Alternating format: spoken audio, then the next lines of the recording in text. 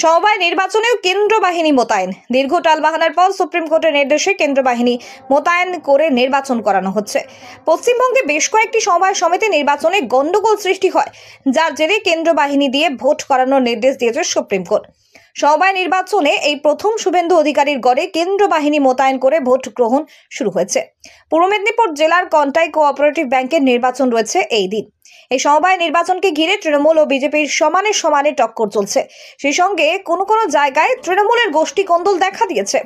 Contai cooperative ব্যাংকের vote সকাল 9টা থেকে শুরু হয়েছে। সুপ্রিম কোর্টের নির্দেশ অনুযায়ী কন্টাই 1, 2, 3, 4 এবং এগরা ভোট গ্রহণ কেন্দ্রে আধা সামরিক বাহিনী দিয়ে ভোট গ্রহণ কেন্দ্র মুড়ে ফেলা হয়েছে। 200 মিটারের মধ্যে কাউকে জটলা করতে দিচ্ছে না। এক কোম্পানি আধা সামরিক বাহিনী সহ প্রচুর পুলিশ মোতায়েন রয়েছে। কলকাতা সহ মোট 14টি ভোট গ্রহণ কেন্দ্রে আজ ভোট গ্রহণ প্রক্রিয়া চলবে। সকাল 9টা থেকে দুপুর 2টো পর্যন্ত ভোট গ্রহণ চলবে, তারপর ভোট গণনা শুরু হবে। কাথি ও এগরার 5টি ভোট গ্রহণ কেন্দ্রে স্পর্শকাতর বলে চিহ্নিত করা হয়েছে। এই সমবায় ব্যাংকে মোট 108টি প্রতিনিধির পদের জন্য 381 জন প্রার্থী প্রতিদ্বন্দ্বিতা করছেন। কন্টাই কোঅপারেটিভ ব্যাংকের 80,480 জন ভোটার রয়েছে।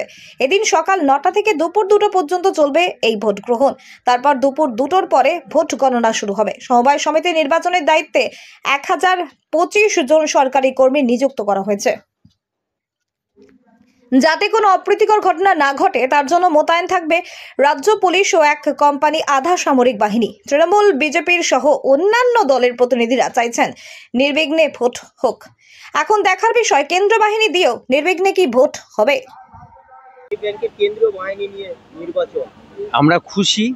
আমি একটা কথা বলতে চাই, আমার বাবা স্বর্গত নিমাই সুন্দর জানা এই ব্যাংকেরই চেয়ারম্যান ছিলেন, আমি তার ছেলে।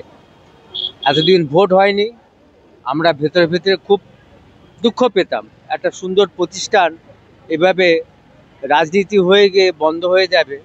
এই যে চালু হয়েছে ভালোভাবে, পরিষ্কার পরিচ্ছন্নভাবে ভোটটা চালু হচ্ছে বাহিনীদের, এতে আমরা খুব খুশি। আমার নাম নীরদ কুমার জানা। হ্যাঁ, ভোট দেওয়ার জন্য লাইনে দাঁড়িয়েছি। ব্যুরো রিপোর্ট, এখন খবর কাথি।